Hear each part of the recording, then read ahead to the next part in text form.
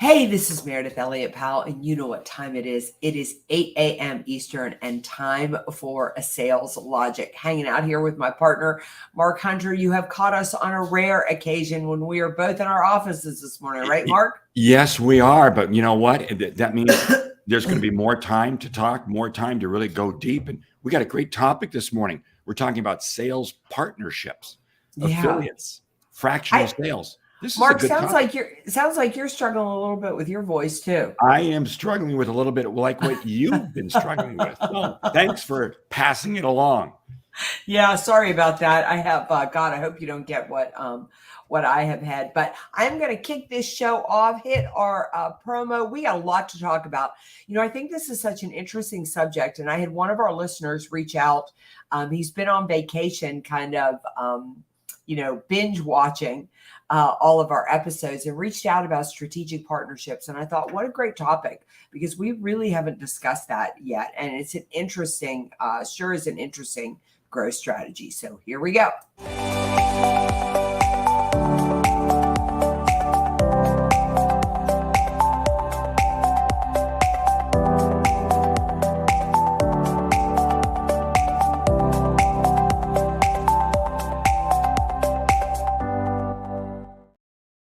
All right. Again, 8 a.m. Eastern, Saturday morning, our favorite time to talk sales. Mark, what is on the calendar this week? Yeah, because the topic is sales partnerships, affiliates, fractional salespeople.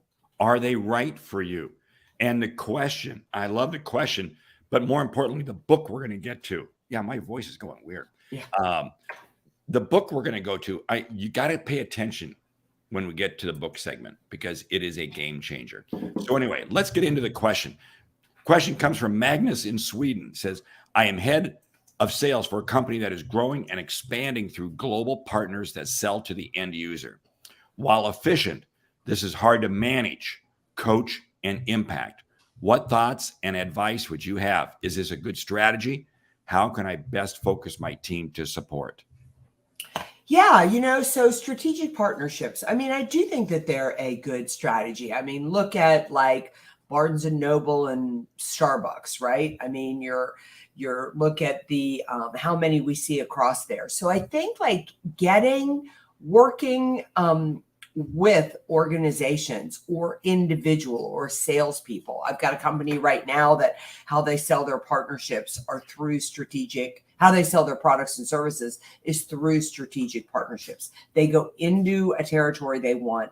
They find salespeople willing to sell their products, and rather than bring those employees onto their organization, they just basically have to pay them for the price that they sell. So it can be a really smart way to grow the business, but it definitely comes with its challenges, and you need a strategy and you need a plan to do it. For example, if you're going to go into a particular market, you want to make sure that you find people with a good reputation, strong local connections, and people that buy in and share and are excited about your product and have the target market that can sell to it.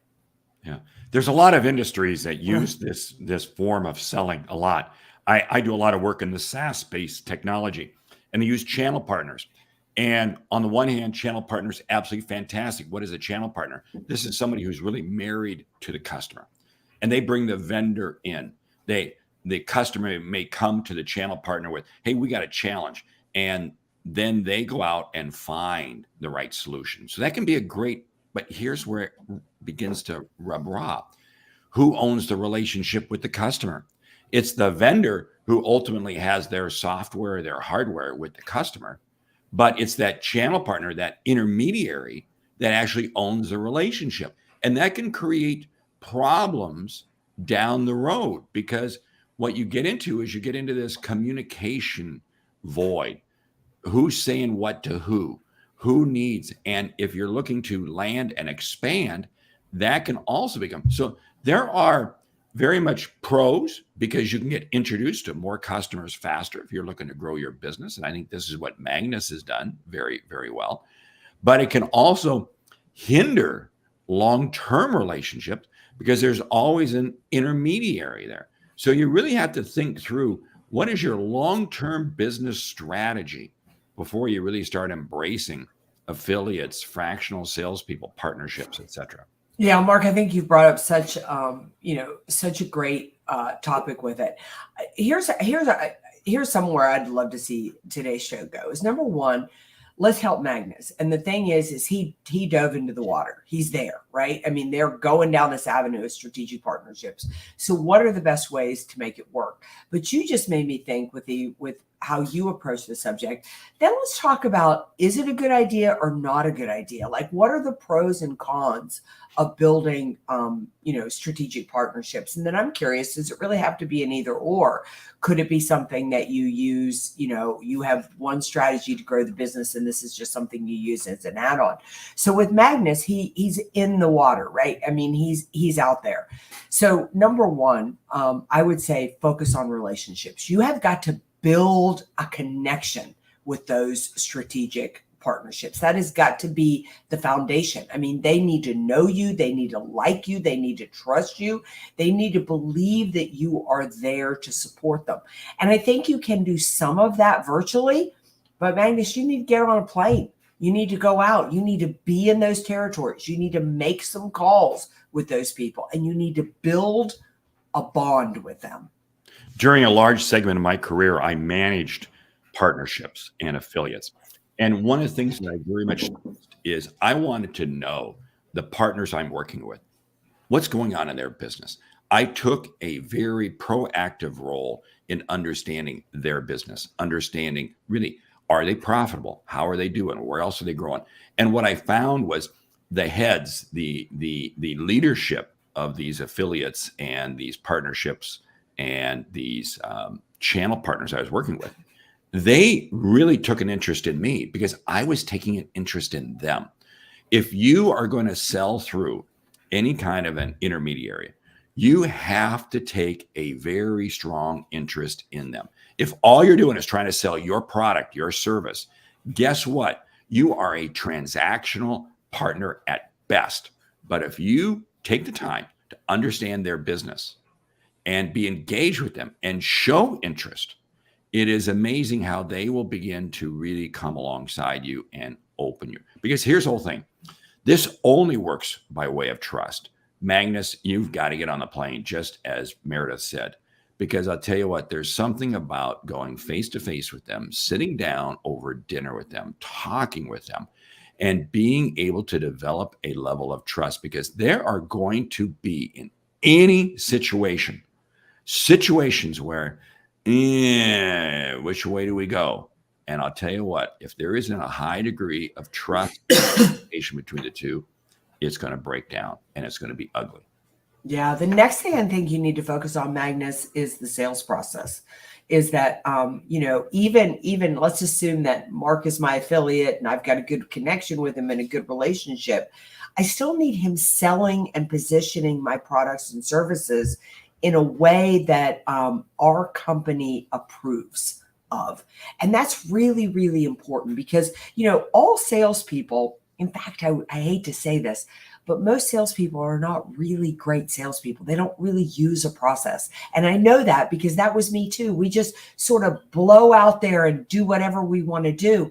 And you want a rhythm to it. You want to make sure that they understand the target market, why it values that, why the product or service values that target market. What is the best way to approach that target market? What are the biggest pain points of that target market? What kind of line of questioning do you want? And then how do you want products offered at proposal time to solve those problems? So there needs to be some consistency across your markets. I like what you're saying there, because here's the whole thing. If we look at partnerships and affiliates and so forth, it's very easy for them because they're probably representing a lot of products, a lot of services, and you're just another can on the shelf in the soup aisle. You're just one more thing. And it's going to be very easy for them to just focus on the product features of what it is, but you want to sell the benefits. And so this is very key. It comes back to that whole communication, and you've got to take the time to educate them. Because if you don't educate them in terms of the benefit and the outcome, you are going to find yourself being sold purely for the merits of the feature. And guess what? That's a price-focused sale. And that can do damage to your overall business. Yes. So this again, you really have to think through the strategy. I love what John's saying there. Yeah. Well, I want to follow up a moment basically on what you were saying is that, you are dependent upon the reputation of the person in that market. So the moment that they are presenting your product, if it is not how you want it presented, and John, I think this is really in alignment what you've got to think about. I mean, John just did a pop-up event with another speaker in Phoenix, Arizona. The strategy for me was to allow them to reach out to the local market through the person who has the relationship. Awesome. That's exactly what we're talking about. And then you could add value. But the moment that, John, you position me in a market, your reputation is now on me. So I think it's really important when you look at strategic partnerships. We used to do this in companies. We would go into a market. We want to open up a market, and we would call it going in de novo. We've never sold a thing there. And we would find the people with the best reputations. But this takes due diligence. People with connections, that does not necessarily mean the reputation. And you have to understand that the moment somebody sells your product or service, they're determining how people feel about you in that market. Boy, I'll tell you what, you got to be so careful because your reputation is at risk. Adam's comment, channel partners can be a great venue and strategy to land and expand. They do put more feet on the street for you. But if that relationship and their credibility in the marketplace doesn't measure up to yours, if it doesn't enhance your reputation in the marketplace, you got to be very careful. You got to really ask yourself, why in the world would I want to? Because I'll tell you what, reputation is a great determination of integrity. And integrity is a great determination of how they run their business. And guess what? There's a lot of stuff that can go on behind the scenes that you're never going to be aware of unless you are dancing with really good partners. Yeah, I think that great to have you here, Sachin. I hope I pronounced your name correctly. I'm glad that you listened to us on Spotify. Mark, I want to talk a moment about Hugh's comment here, and then I want to get back to a question that John has for us. So Hugh says, try integrating your model, making sure you don't give up owning the relationship and you drive the message. This can be so tricky, and such a good point, Hugh. That's why Magnus has got to get on that plane. He has got to get in front of, he's got to go on some sales calls and get in front of people. Never hand the relationship. Mark, the thing this is making me think about too, I don't care if you use strategic partnerships or not. If you're a sales leader and you are not touching the customer through your salespeople, you're giving up that relationship to the salesperson. I love what you're saying there, because that salesperson is really kind of a partner to you. Yes, exactly. And guess what? That salesperson then owns the relationship. You've got to own the relationship too. There always has to be minimally a 2-level deep relationship with every customer. So you may be using a channel partner, distributor, partner of some sort. So that's one level. But then you have to be in there also. You have to make sure that every relationship is at least 2 levels deep. Why? Because you are going to uncover more information. And if that other person, if that other entity doesn't want you in there, you've got to really call that into question, because something very much at risk could happen, is going to happen, and you're going to get nailed for it. You've got to make sure your relationships are too deep. Yeah, I think it's, another thing I think is really interesting is how's the branding going to work? When you go in and you use a strategic partner, you're going up under their company. How are you going to make sure that you still have name recognition and you still have visibility and those types of things? And where's the opportunity to sell deeper and wider to that customer? Does it 100% rely with a strategic partner? Does some of that, come back into your business? I mean, John, I'm kind of thinking about you. Let's assume you do a speaking engagement with this partner in Phoenix, Arizona, and their spin. Mark and I were just talking about this with bureaus.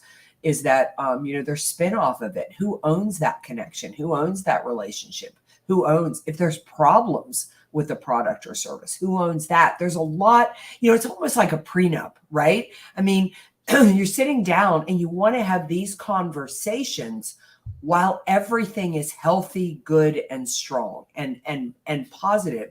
You want to talk about everything that could go wrong, because if you wait until it does go wrong, it's too late. Or you wait until there's a big opportunity, everybody's going to want to get it.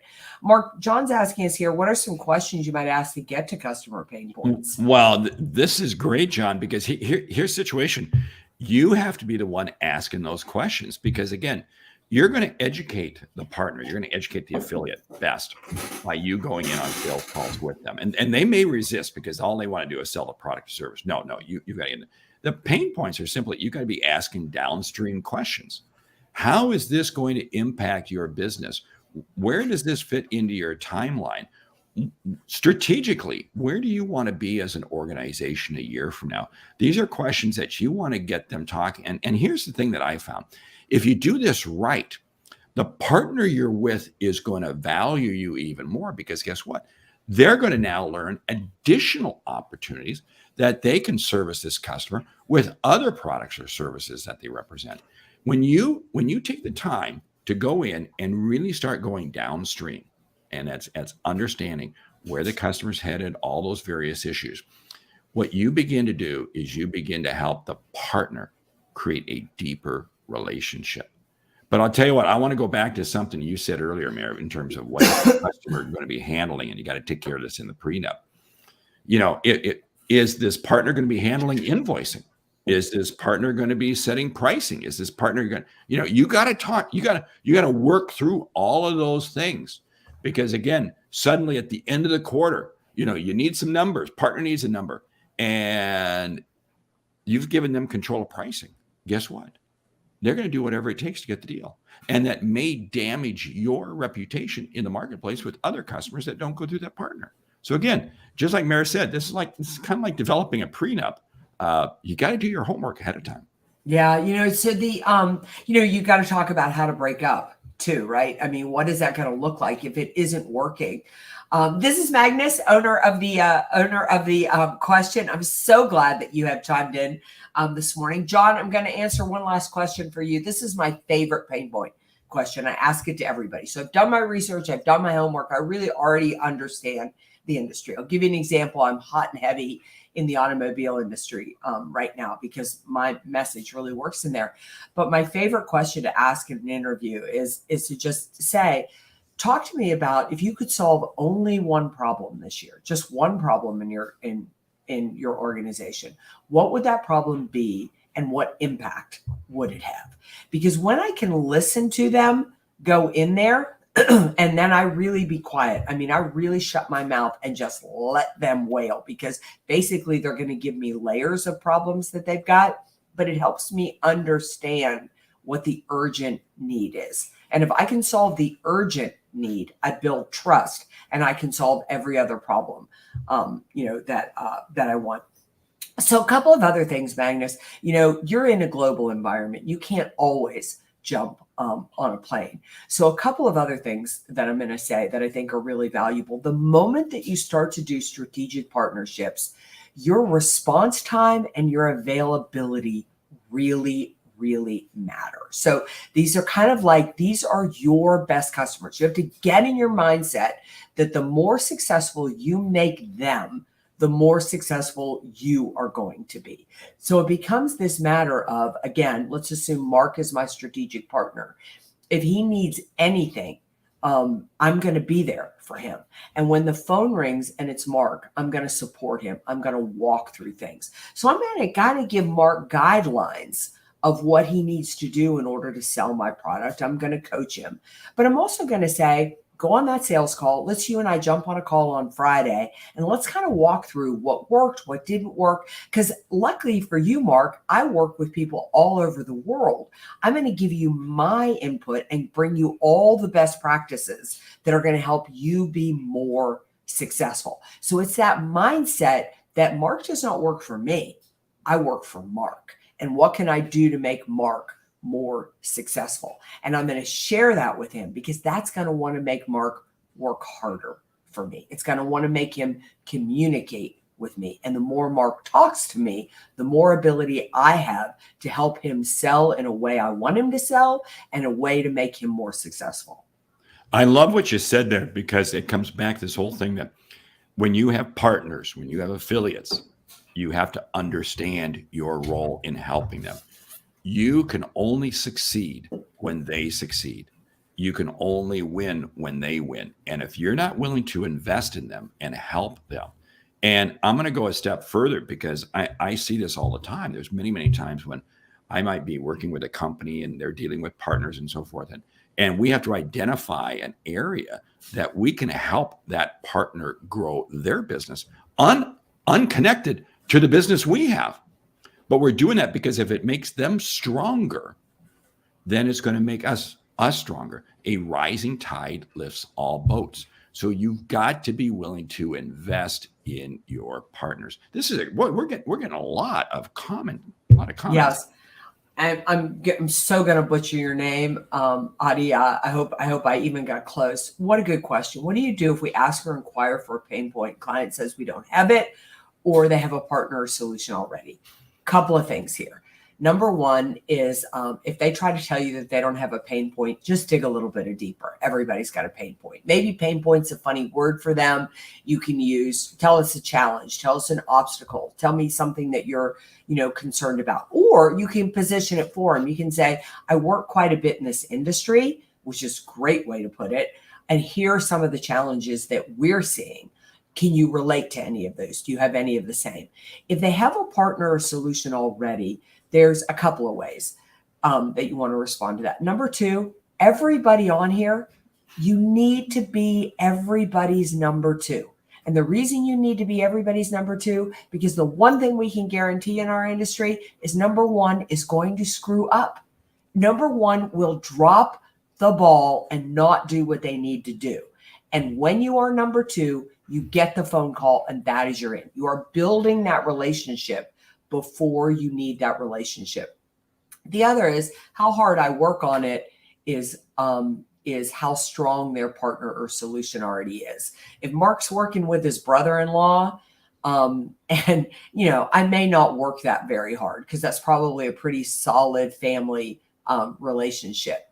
But the moment that my competitors are working with, my clients are working with a competitor that I know has a weakness, I stand there strong with number two because I know they'll drop that ball.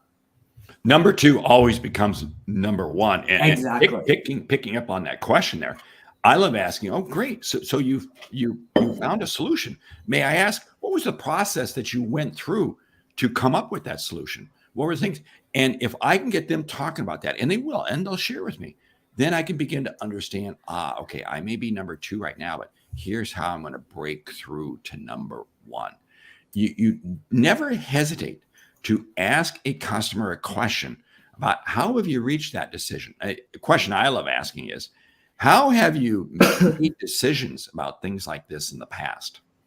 And again, it's to get them talking, because if I understand their process, their modus operandi, it's amazing how I can begin to fit myself in. Wow, we got great comments coming in. This is unbelievable. We got to get moving along to the book, though. The book, 10X is Easier Than 2X by Dan Sullivan. Now, there's another 10X book out by Grant Cardone. This is a different one. Got it. Oh, there you go. Yes. Mine is on my Kindle. 10X is Easier Than 2X. Meridith, jump in as to why you like it. It's just a really powerful book about how to scale, how to increase productivity. It's full of really practical tips. And I would say the biggest reason I like it, it's really a mindset shift that maybe, you're thinking about 2X, but, sky's the limit. You have a lot of opportunity and ability to grow to the next level. You know what I find about it is in sales, it's amazing. We spend a lot of time trying to close a small deal, and it's really not that much more time to close a big deal. Why wouldn't we sit there and spend our time closing a big deal? 10X is a lot easier, and it forces you to think differently. And this is some of the value. Okay, lightning round. 10 ways to collaborate to grow sales. Go. Number one is really, before you even think about collaborating, get very, very clear on your values. What is important to you, and who are the type of people you would want to collaborate with.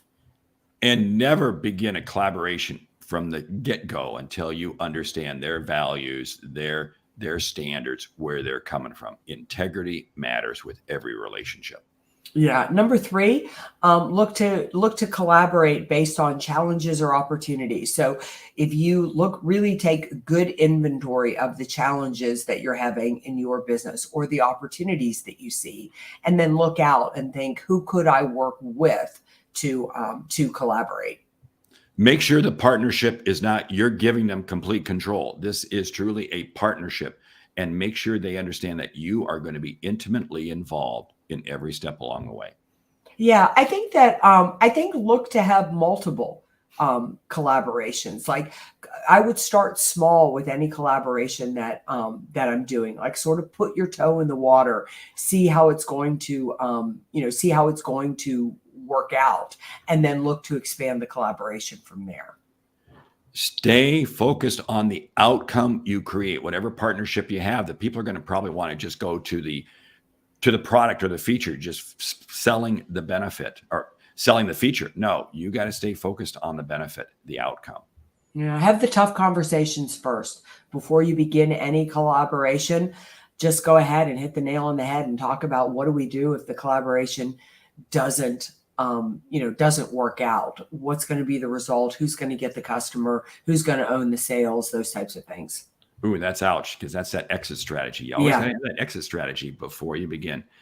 Always make sure that the customer relationship is a joint relationship. They may have control of selling it, but it is a joint relationship, and establish that up front, that you still intend to have meetings with the customer. Yeah, I would say be really, really selective about collaborations, about the markets that you do it in, the customers that you sell to, the people that you work with. Really do your due diligence on the front end. And I'm going to share one more. You share one more, and we'll close it down. Be very specific at the territory, the geography, the channels, the verticals, whatever it might be, that the partners can operate in. If you don't set boundaries, they will wind up stepping over into other areas. Be very clear about where they can go and where they can't go. Yeah, don't use collaboration as a way of thinking that you don't need to sell. Is that I see far too often people really still fear the sales process, and they'll hand it over to the people that they're collaborating with. We are all in business. The moment you lose control of the sales process, you lose control of your revenue stream. You lose control of your revenue stream, chances are you won't be here a little while from now. Keith, I want to call you out and put it in the notes. That's just an awesome question. And if I could save you money today, where would you allocate it, and what part of your business needs the most improvement? Great questions to get to the pain point. All right. Hey, with that, we want to say thank you for listening to Sales Logic this week. If you like what you hear, subscribe, rate, and review the show on your favorite podcast app. If something we've said has earned you a single dollar, consider telling a friend about our show, because it's how we grow when we help you grow. I'm Mark Hunter. And I'm Meridith Elliott Powell. Remember, when you sell with confidence and integrity, all of this uncertainty is going to become your competitive advantage. And the sale becomes logical. And it's one reason why you want to join the Sales Logic Mastermind. Absolutely. We kick off in August. Join us. We're going to go a lot more in depth in our Sales Logic Mastermind than we are able to go in here. Love your comment here, Hugh. Love the fact that you feel that 8 a.m. on Saturdays are a must. You are the most fantastic audience. If you want to find out more about the Sales Logic Mastermind, just go to saleslogicpodcast.com. Shoot an email to Mark or to me if you want to be included on this podcast. If you have a burning question, something we can help you with, again, go to saleslogicpodcast.com, put it in there, and we will answer right here on this show. All right. Everybody go have a fantastic weekend. We'll see you right back here, 8 a.m. Eastern, Monday morning. Saturday morning. I'm so out of it with medication. Sorry about that. I don't know why I said Monday morning.